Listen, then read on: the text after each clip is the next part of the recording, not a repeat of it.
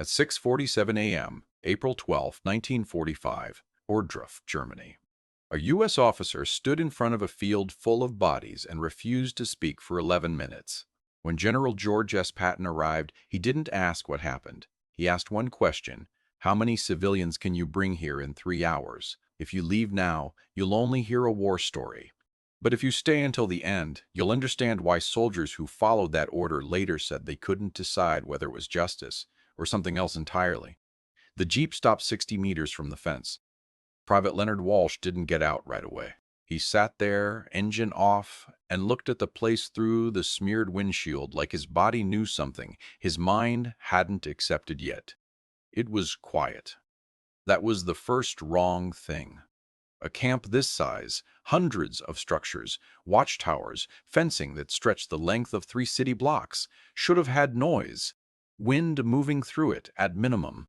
The creak of a gate, the shuffle of feet. Nothing. Walsh stepped out of the Jeep. His boots hit frozen mud, and he looked down at them without understanding why. The ground was wrong. Dark in places it shouldn't be. Stained in a way that wasn't mud, wasn't water. He didn't say anything to the 2 men behind him. None of them spoke. They walked toward the main gate, and the smell arrived before the sight did. This is important. The smell came first. It moved through the cold German morning like something alive, heavy, thick, biological, wrong in a way that no training, no officer's briefing, no secondhand story from a veteran sergeant could have prepared a 22-year-old from Columbus, Ohio, for. Walsh stopped walking. He put one hand over his mouth, not to block the smell. It was too late for that. But because his body needed something to hold on to, he kept walking. The gate was already open. Someone, a guard, a fleeing administrator, a person trying to pretend none of this had happened, had left it swinging on one hinge, slowly, back and forth, the only sound in the whole place. They went inside. The first thing Walsh saw was the barracks. Long, low structures with no windows and walls that had buckled from the weight of too many people pressed against them for too many years. The doors hung open. Inside, the men could see wooden shelves stacked floor to ceiling, each shelf barely 20 inches wide, where human beings had been forced to sleep, stacked like cargo. The shelves were mostly empty now. Mostly. In the far corner of the 3rd barracks, Corporal James Taft found a man. Or what had once been a man. He was lying on one of the lower shelves, pulled into himself, knees to chest, face turned toward the wall.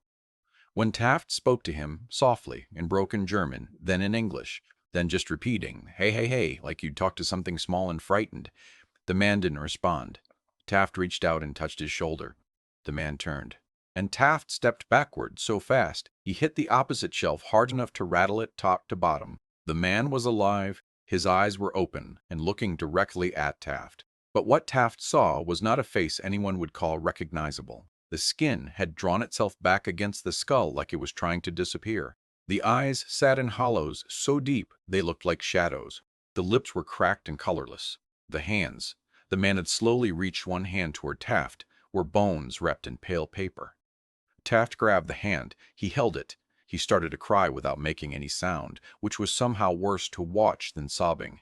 Walsh found the field by accident. He had been moving along the perimeter fence, documenting what he could see with a small military camera, trying to be professional, trying to treat this like a mission objective rather than what it actually was, when he came around the back corner of the 7th structure and stopped so completely that the soldier behind him ran into his back. What? And then that soldier saw it too. The field was roughly the size of a football pitch. It was full of bodies, not buried, not arranged, not covered, stacked, in the way that the word stacked immediately makes you think of something orderly and deliberate. This was its opposite. These were human beings thrown, dragged, dropped, arranged with the same care a factory worker gives to pallets at the end of a long shift. Layers, dozens of layers, and the cold had preserved them enough that when the early morning light fell across the field, you could still make out faces. Walsh lowered the camera. He stood there for a long time. Later, he would write in his diary, a diary his family didn't find until he died in 1987, that he spent approximately 4 minutes in front of that field before he was able to move again. that he counted the minutes on his watch not because he was being methodical, but because he needed something mechanical to look at. He wrote, "I needed something made of metal, something that didn't know what it was looking at." Nobody in the field that morning, not Walsh, not Taft, not the 11 other men from the 4th Armored Division who had entered Ordruff forced labor camp on April 12, 1945, none of them would ever be the same. That's not a dramatic statement. That's what their letters home say. That's what their children remember. That's what their therapists, in the days when soldiers were allowed to have therapists, tried and mostly failed to work with. Something in them went into that camp and didn't come back out. He came at 1400 hours. George S. Patton arrived the way George S. Patton arrived the way George S. Patton always arrived, with noise, with authority, with a physical presence of a man who had spent 40 years convincing everyone around him that the universe arranged itself according to his will. The Jeep stopped. He stood up in it before it fully halted, one hand on the windshield frame, scanning the camp with the expression of a man taking inventory. He was wearing his stars. He always wore his stars. He stepped out and walked toward the gate and didn't slow down. The soldiers who had been at the camp for the past 7 hours had, by this point, gone quiet in a way that was different from silence. They had organized themselves into small clusters, 2 or 3 men, standing close together without touching. Nobody was giving orders. Nobody was receiving them. They were just standing in the cold of the German midday looking at things, and occasionally looking away from things, and then looking at them again, because looking away didn't actually help. Patton walked past them. He walked past the barracks. He walked past the watchtowers where empty machine gun nests still pointed their rusted muzzles toward the sky.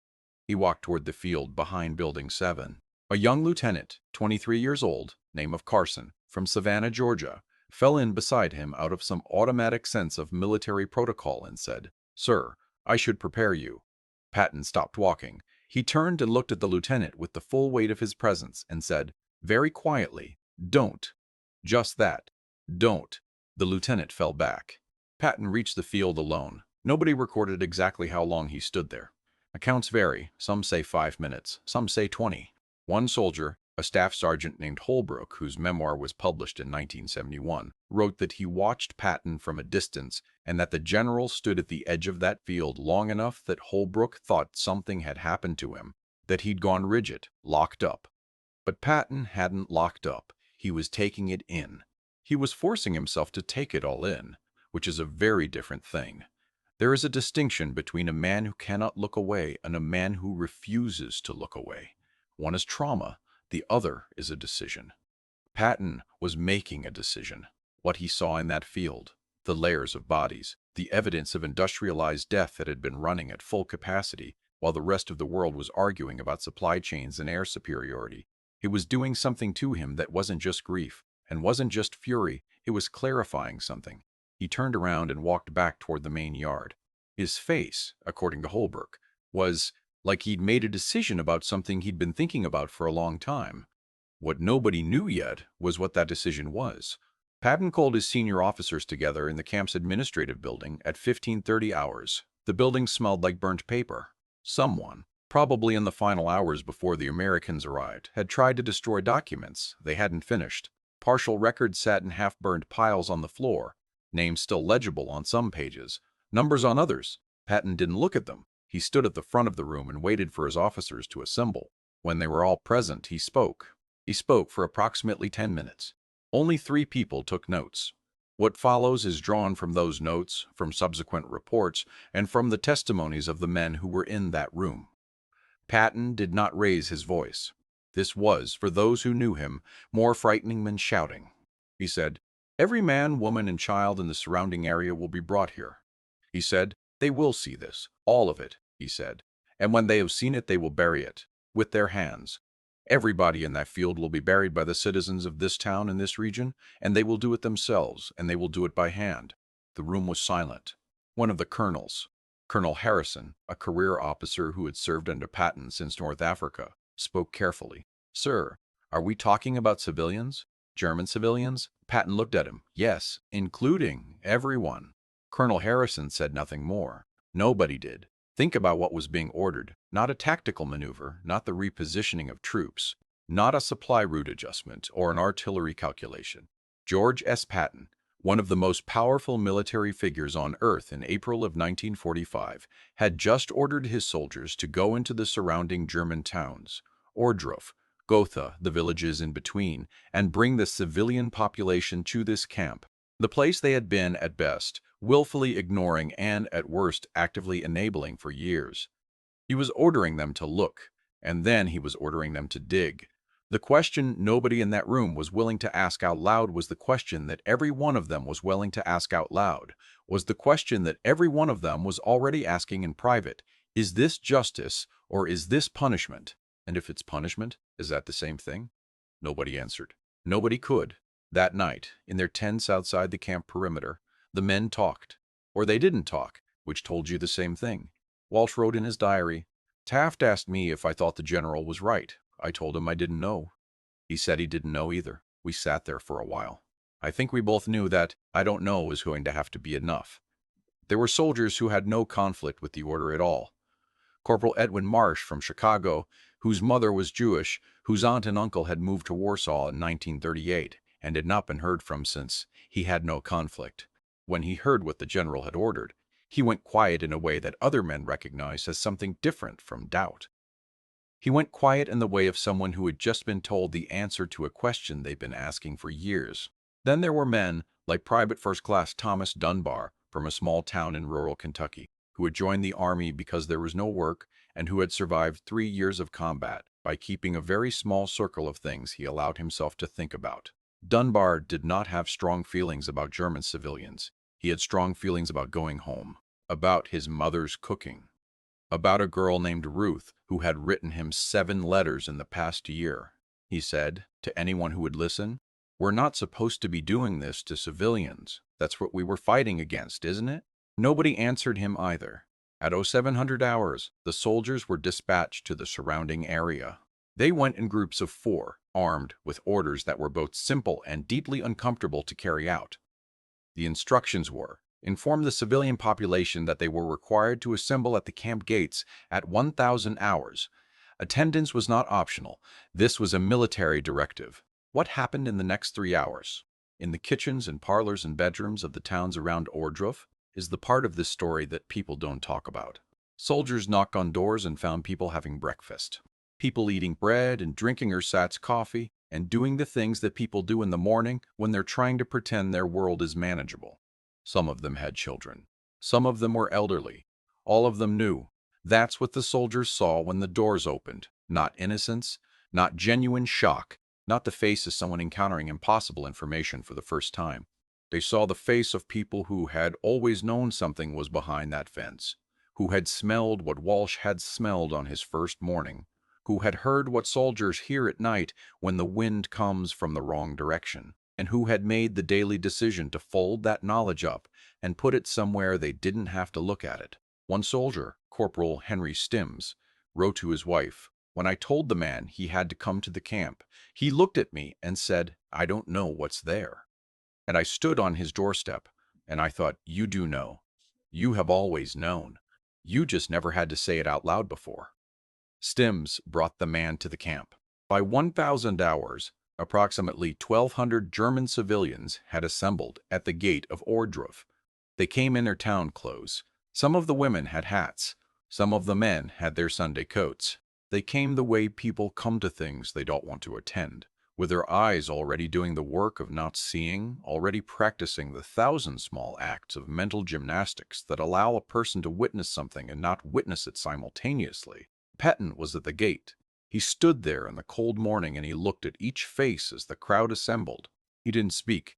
He waited until the full crowd was assembled, and then he turned and he walked into the camp, and the soldiers flanking the crowd made it clear, through posture, through presence, through the rifles slung at their sides, that the crowd would follow. They walked through the gate. They walked through the main yard. They were brought to the field behind Building 7. And here is the thing that nobody who was there ever forgot, no matter how much they later wished they could. The moment the front rows of civilians reached the edge of the field and saw what was in it, the sound that rose from the crowd was not screaming. It was not wailing. It was not rage or horror or protest. It was silence. The kind of silence that comes after all the air has left a room. Then, from somewhere in the middle of the crowd, a woman made a sound. A low, broken sound. Somewhere between a moan and a word, like something had broken loose from somewhere deep inside her that had been locked shut for years. And then several people began to cry, and then more. Patton gave the order. Shovels were distributed. The German civilians of Ohrdruf and the surrounding regions were ordered to dig graves and to carry the bodies of the dead from the field to those graves with their own hands. What happened next lasted for most of the day. It was not efficient. It was not organized. It was not conducted with any of the clean formality that military order implies. It was human beings being forced into contact with the thing they had collectively decided not to know about. Some of them worked. Some worked immediately, without hesitation, in a way that some soldiers found disturbing and others found oddly appropriate, as if the act of working was the only thing keeping them from collapse. Some refused initially. One man, a shopkeeper, according to later records, a man who sold hardware from a shop 3 miles from the camp fence, threw down his shovel and said, in German, that he had nothing to do with this, that this was the government, that he was just a civilian, that he couldn't be held responsible for what the government had done. He said all of this to an American sergeant named McCready. McCready looked at him for a long moment. Then McCready pointed at the field. He didn't say anything, he just pointed. The shopkeeper picked up his shovel. This is the part the history books have the most trouble with, because what Patton ordered was not technically within the accepted rules of military engagement. What he ordered occupied the space between justice and collective punishment, a distinction that international law cares about deeply and that human emotion cares about not at all when standing in front of a field of bodies. Some soldiers carried out the order with the grim efficiency of men following commands. Others stood back and watched the civilians work and felt something they couldn't name, something that sat between satisfaction and shame in the part of the chest where moral clarity usually lives. Walsh watched an elderly woman, 65, maybe 70, white hair under a dark headscarf, carry a body. She was too small for the weight of it. She staggered. An American soldier moved to help her and then stopped himself, not because anyone ordered him to, but because he didn't know what the right thing was. He stood there, frozen, while the old woman found her footing and kept walking. Walsh didn't write about whether that was right or wrong. He wrote, "I still think about that soldier who almost helped her. I still think about why he stopped. I don't know if he was following the general's order or something else." Corporal Marsh did not have this conflict. He worked. He directed. He moved through the day with a terrible efficiency, and when it was over, he sat alone against the fence for a long time. And when someone came to check on him, he said quietly, "My uncle's name was Isaac." He didn't explain. He didn't need to. Dunbar vomited twice during the day. Not from the smell, though the smell was extraordinary. He vomited from what he described in the later letters, the wrong feeling of all of it, the dead and the living and us standing in between, and nobody knowing what the rules were anymore. Inside the camp, the survivors were still there. Some had been moved to medical tents. Others, those too fragile to move to medical tents. And so as the German civilians of Ohrdruf moved to the camp carrying shovels and in some cases carrying the dead, they passed the living. They saw what hunger does to a human body over years. They saw what systematic degradation looks like at its endpoint. One woman, a school teacher, according to later testimony, sat down in the middle of the main yard and refused to stand up for nearly an hour. She wasn't protesting. She wasn't being defiant. She had simply sat down because her legs had stopped working, and when soldiers came to her, she looked up at them with an expression that one soldier described as like someone who had just understood something they couldn't undo understanding. What exactly she had understood, she never said publicly. She buried her assigned portion of the dead that day. She went home. She never spoke publicly about Ohrdruf, not in interviews, not in the memoirs that became fashionable in Germany in the 1970s, not to her children or her grandchildren. But she was there. They were all there. Throughout the day, Patton moved through the camp. He did not supervise the grave digging. He did not direct the civilians. He moved through the camp the way a man moves through a space that he is trying to fully inhabit in his memory. Slowly, quietly, stopping. He entered barracks. He looked at the wooden sleeping shelves. He examined the administrative records that hadn't been burned. At approximately 1400 hours, he entered the area where some of the survivors were being held and stood in the doorway of a medical tent for several minutes without entering. What he saw in that tent, what was being done by the army medics to try to restore human beings whose bodies had been systematically dismantled, is not recorded in his diary from that day. His diary entry for April 12 is brief. He wrote about the camp. He described it in the economical, physical language of a military man.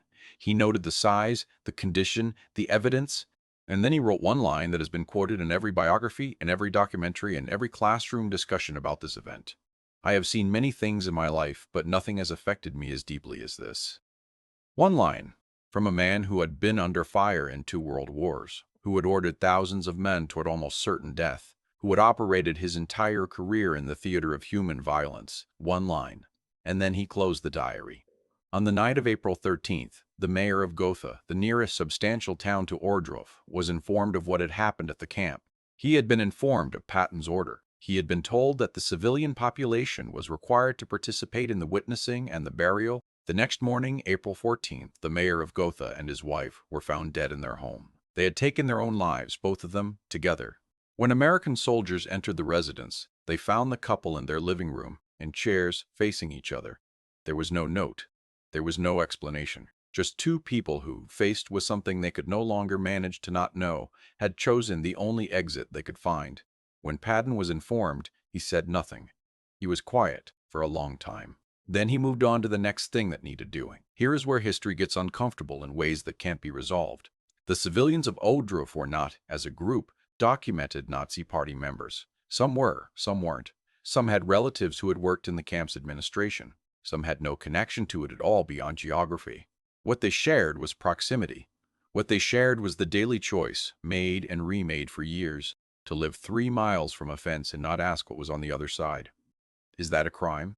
Is collective proximity to atrocity the same as collective responsibility for it? Patton's order assumed it was. Or, and this is the more disturbing possibility, it didn't assume anything. It didn't make a legal argument. It didn't hold a tribunal. It bypassed the entire framework of guilt and innocence and said, you will look, you will touch it, you will carry it. Because the looking and the touching and the carrying were the point, not punishment in the judicial sense, something older. Something that said, this happened near you, with your taxes, with your silence, while you ate your breakfast and sent your children to school, and you will not be allowed to unknow it. Whether that was justice, Patton never said. Whether it was within his authority to order it, the military lawyers who later reviewed it never agreed. Whether it changed anything in the hearts of those 1,200 civilians, no study has been able to measure. Eisenhower came to Ohrdruf on April 15th, 3 days after Patton. He brought with him Omar Bradley. He brought journalists. He ordered that photographs be taken and distributed. He wrote to the War Department demanding that members of Congress and the press be brought to see the camps with their own eyes. He said famously that he wanted documentation so thorough that no one could ever claim in any future decade that what happened here had not happened. History records this as visionary, and it was. But it was also, in a quieter way, a continuation of what Patton had started. You will look, you will not look away, you will carry this. The difference was that Eisenhower was directing this at the future, at history, at the Germans who would rebuild their country, and the Americans who would go home, and the world that would try to make sense of what the middle of the 20th century had revealed about human beings. Patton had directed it at 3 miles, at the people who had been close enough to smell it. Some of the survivors from Ohrdruf recovered. Many did not. The human body, pushed to those extremes, does not simply return to its previous state when the conditions are reversed. Those who survive were not asked in 1945 how they felt about the German civilians being brought in to witness and bury the dead. Years later, some were. The answers were not uniform. Some said it was right, that justice in any form was better than none. Some said it changed nothing, that it was too small, that a day of discomfort was not equivalent to years of systematic destruction. Some said they hadn't thought about it, that the civilians were not, in those days, something they had the capacity to think about, that their entire focus had been on surviving the next hour. One survivor, a man identified in a 1980s documentary only as a prisoner from Ohrdruf, now living in New York, was asked directly, did he want the German civilians to be made to bury the dead? He thought about it for a long time. He said, I wanted them to see it. I still want them to have seen it. What happened to my body when I was in there? I want that to have been witnessed. I needed it to be witnessed. He paused.